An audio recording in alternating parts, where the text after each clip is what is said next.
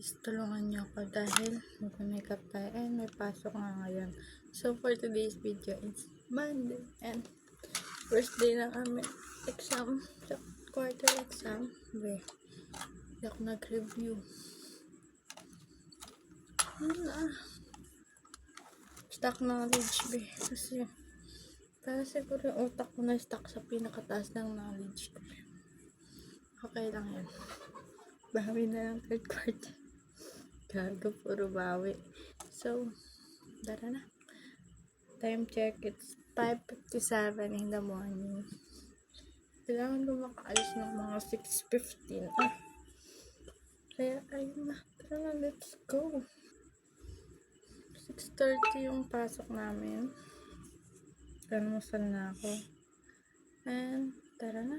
So, syempre guys, ang unang-una nating ilalagay is ang Warada sunscreen. Matagal ko na nga itong ginagamit guys and paubos na siya for sure. Dahil din lagi ko siyang ginagamit. And kahit dito lang sa bahay, ang sarap kasi niya sa mukha. Kaya ayan, lagi kong ginagamit. Makikita nyo guys, hinto ako dito dahil nanonood ako ng Wednesday. Ayan, nakafocus ako dyan sa cellphone. Biniblend ko na. Nauna ako sa liig, pagtapos is sa face na. Ayan, naka-fast forward to guys dahil mahaba-haba yung video. Tagal ko kasi mag-ayos guys. Pagtapos nga nyan guys, ayan, na-blend ko na siya. Ayan, tinitingnan lang ako. Sinuklay ko muna para hindi nakakalat yung mga buhok ko. Ayan nga guys, hinahanap ko nga dito yung foundation ko dahil di ko alam saan natlagay. Siyempre foundation na tayo and ayan lang naman yung ginagawa ko sa foundation. Lalapat ko muna siya sa buhok kong mukha.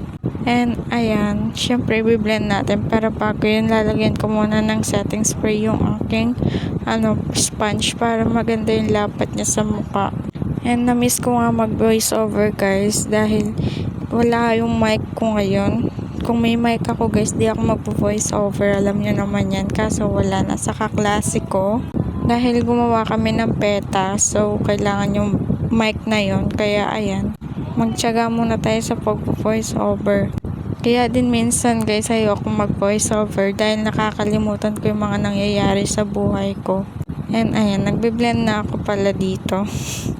Second quarter exam na nga. So, hindi ako nag-review. Sana may maalala ako. Kaya, ayan, di ba? Nag-blush na rin ako dyan dahil hindi na ako nag-liquid. Diretso na powder. Para hindi makapal yung ating blush on. Insaktuhan lang. Hinahanap ko nga dito yung malaki kong brush guys. Kaso wala, hindi ko talaga siya mahanap. Kaya pinagtiyagaan ko na lang muna itong maliit. Maganda naman pala siyang gamitin. Nagkilay na nga din ako guys dahil di na ako nabubuhay ng walang kilay. Ayan na, diba? Ang ganda. Ang ganda nga nito guys. Kaso siya, yung agad siya napuputol yung pansulat niya ng kilay. Madali siya mapuputol. Kaya hindi ko sinishare yung link nito ngayon.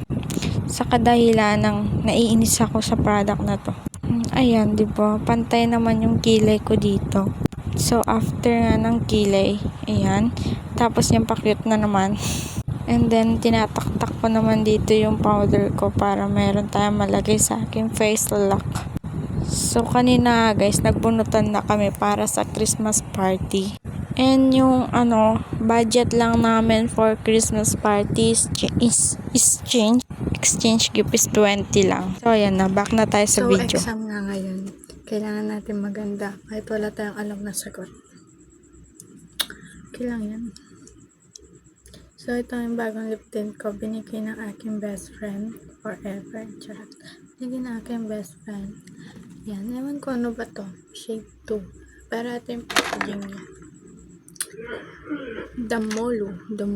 Ewan ko kung tama. Nasa kanya yung isa. So, number 2 yung nasa akin. So, sana, ganda naman siya guys. Yeah, super. Matte siya. Kasi yung pagka-matte niya is, yung tawag dito. Kailangan pa siyang lagyan ng pulbo.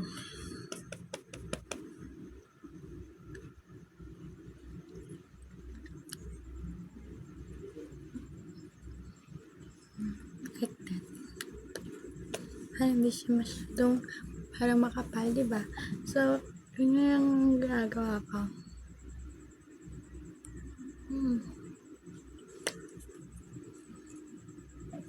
After nyan, syempre, papatungan natin siya nitong aking Lamelia lip tint. Ang ganda kasi nito guys, kaya pinapatungan ka. Then, nito tap-tap ko lang.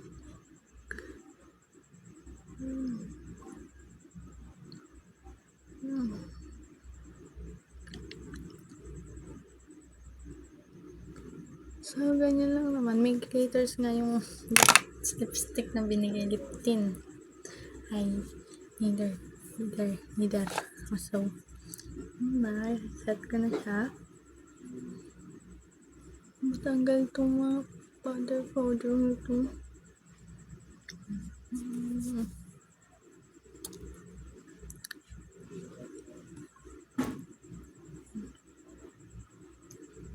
So, ayan. Ganyan lang ang ating atake. Ganda mo. Buhok natin ganyan na yan. I have only 5 minutes to retouch na all.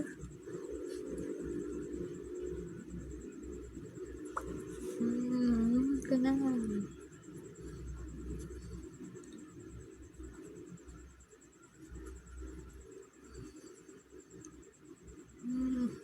Ayan.